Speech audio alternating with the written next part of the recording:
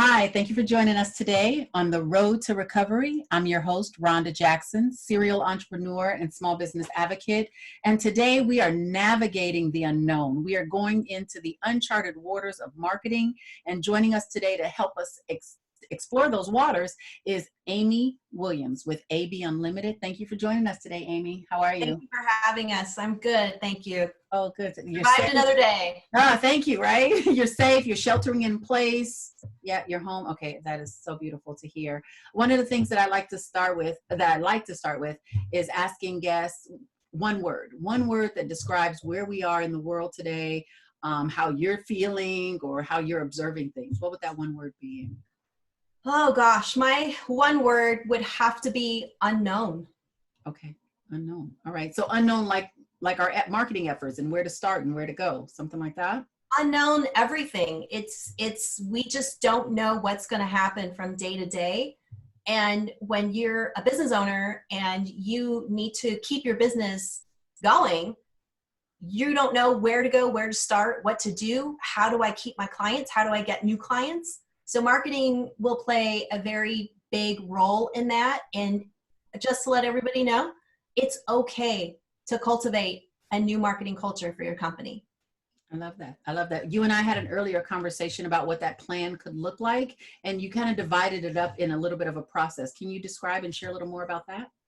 Well, the first thing is to develop a strategy and go grassroots. That means getting a notepad, pen and paper, and putting everything down there. Your hopes, your dreams, your wants, your wishes, put everything on a list. No marketing dream is too big or too small to put down on a piece of paper. And then you can work with your team, or if you're a solopreneur, you can work on that, in your downtime and say, okay, what does this look like? Can I do this strategy? Can I do this strategy? And what does that look like? I am a big fan of lists. I create lists for everything. And our company sells promotional products. So our kinds of clients, are used to having events where we provide the promotional products for these events. Now there's no events. So we have to rethink how we're going to market to our existing client base. So I'm creating a bunch of lists, and it can be as simple as playing around with holidays for your clients. There's Secretary's Day, there's National Writing Day, there's National Ice Cream Month. You can keep it serious or you can keep it light and funny and celebrate something and share that content with your existing client base and also to your new prospects as well. I like to play around with geographic locations as well. We are a national company, so we have clients on the West Coast, the East Coast, the Midwest, international. So you can create your list by segregating your clients into different geographic regions and how you're going to market per region for those clients as well. You can also play with personal, milestones, your own company's milestone. This year, we're going to be celebrating our 10th year. So, hopefully we'll survive this pandemic and we'll have a lot to be able to celebrate. So we're going to make sure that we celebrate those important milestones for our company as well. Thank you. Also No, I was going to say thank you for sharing that, because a 10-year mark is a huge milestone in a company's tenure, that you've survived, and then to get to a point at a crossroads like we are today. I liked where you were going in your conversation, and just wanted to take a minute if you could just elaborate on messaging. I mean, I hear you on celebrating the different milestones and the different holidays that are out there, but there's also some consistent messaging that we should develop as a part of our marketing plan. Well, you want to definitely be cognizant of the time that we're in. We are in the middle of a pandemic. And then you want to think about how you're going to market post-pandemic. And then hopefully that will be in the next few months. And then you're going to think about how you're going to market for the rest of the year. And the good thing about developing some sort of marketing strategy on paper is that you can play around with it. What works this year may not work next year, but at least you have the groundwork to be able to adjust and make revisions as needed to your marketing plan every year. But it's always good to have something. And I think now that we're in the middle of this pandemic, we have to be sensitive to our clients and how they're feeling. I have a lot of corporate clients and, 100 to 150 buyers in each client. So a lot of them are feeling a little isolated. They're feeling a little out of sorts. They're not able to go to the coffee cooler and connect with their colleagues. So recognizing that, one of the things that I like to do is tap into my client psyche and say, okay, I know she's feeling this way. How can I make her feel better? How can I insert myself into her solution to make her not feel so isolated, to have that collaboration that she's used to having in the office? And what kind of products or services can I provide to help alleviate some of that suffering that some of our clients are going through? And So- sometimes that's a little package, a handwritten note, an email, a phone call, and not necessarily talking business. So would you still consider all of that marketing, right? It's more what I hear you saying is more relationship development and being cognizant of what your customer needs in the moment, right? Exactly. Okay. I literally shipped a couple of rolls of toilet paper to one of my buyers because she couldn't find any toilet paper. And I'm not going to let my client not have any toilet paper for her family, right? So just be cognizant of what the climate is for your particular client, and even on that particular day. Things are changing day to day. Yeah. So constantly reaching out, connecting with your clients, connecting with prospects, not talking business at first, just saying, hey, how's it going? Human to human, how are you doing? Yeah. I love that. I know that one area also of sensitivity when it comes to marketing is, how much does it cost? Right? There's a certain degree of investment. Yes, there's some of the things that you named before, the emails, the handwritten notes, they don't cost a lot. But can you talk a little bit about planning the marketing budget with or without a cost associated with it, and what that investment looks like from a return on investment standpoint? Well, there's going to be sort of a split personality. Sure, the only thing it's going to cost is your time to enact some of these different tools that you want to use for marketing. Okay. So for us, it's phone calls, it's emails, which costs nothing but your time to craft, a sensitive email or a sensitive conversation on the phone. You can do a postcard to your clients, and a postcard doesn't cost a lot of money. And if you do bulk mailing, get it out the door, that's not a lot of money to invest for that.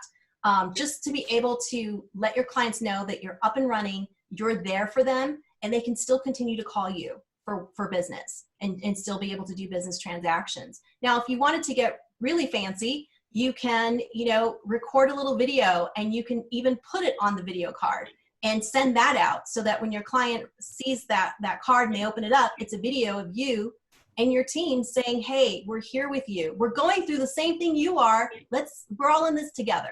Yeah. And that's really all they want to hear. And then there's, higher budgets where you're actually going to send them a box of goods, and whatever it is that you want to put in there that's relevant to your client. And what I recommend is we're all working from home. So, any tech kind of products, pens with styluses, tips on the ends, because people don't want to touch anything anymore.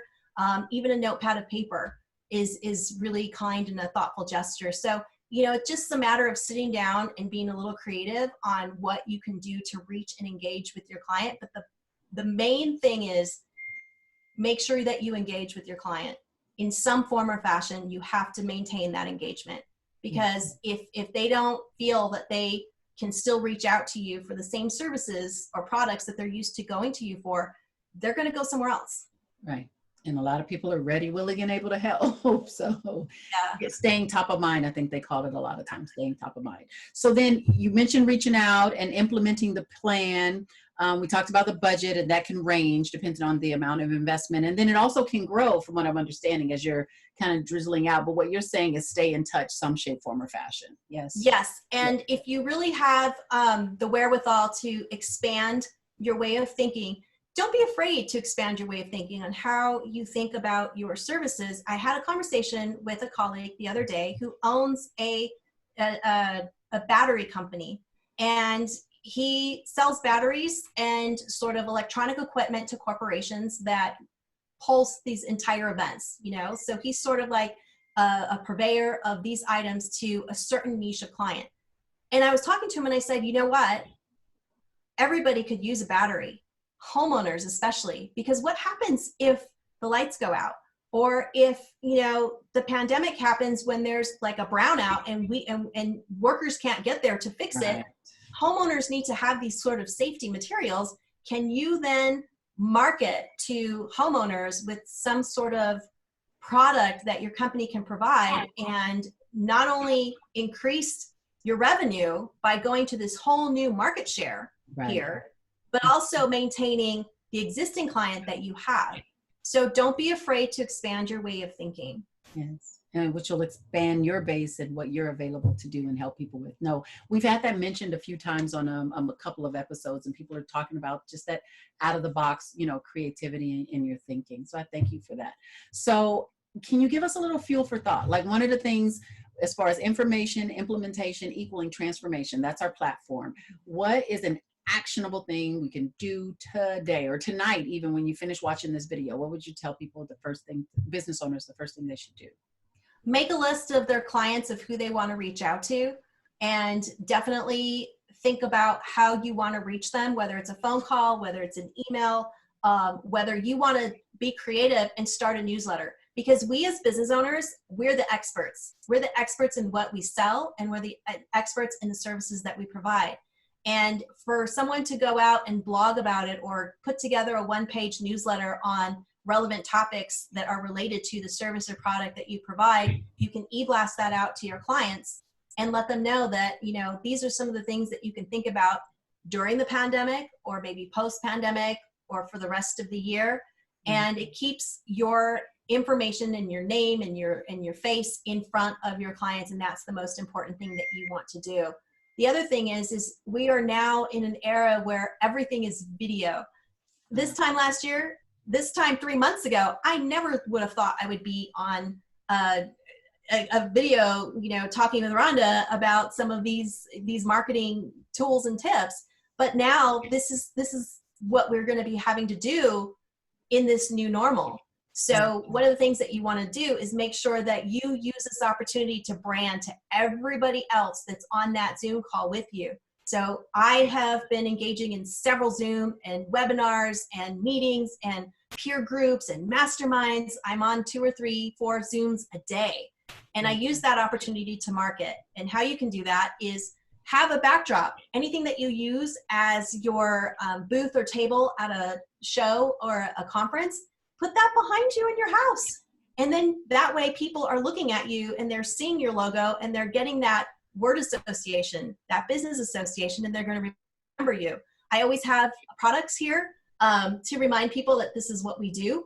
And, you know, having a polo shirt or some sort of dress shirt or a blazer with your company logo on your chest is great. And, you know, you always have your bottle of water. Make sure it's branded when you take a sip. You want to use this video as a commercial, you know, an untapped way of branding to everybody else that's on that Zoom meeting with you. Oh, that's genius. Okay, so next backdrop, Miss Ronda Jackson. It's going to change a little. No, I love that, Amy. Thank you for sharing that. Thank you for all of your tips and suggestions and practical advice today. I really appreciate you being here. And hopefully we can ask you back to join us as the road to recovery hopefully smooths out and we need to transform. So. Yeah, and we need to transform that marketing plan for our next phase and of development with this current situation. So hopefully you're okay with that. Yeah, and everybody should get a business buddy to collaborate with. That's super important, you know, and just to keep you accountable on a weekly basis and to vent. You know, some days are good, some days are going to be bad. And, you know, as we navigate the next few weeks, the next few months, we are going to try to make the unknown the known. And only we as individuals have control of that. And that's important to realize and work hard to make your unknown the known. Yeah, I like, there was, oh, I wish I could remember her name right now, but a Navy commander, and she said, you get comfortable with being uncomfortable. So this sort of what we're considering now a discomfort might be the new normal, but I'm loving, like I said, the creativity that's coming out of it and the way that people are really transforming themselves in their companies. So I thank you again, Amy, for sharing. I appreciate your time today. All right. And we will see you back soon. All right. Stay safe. Bye. Bye.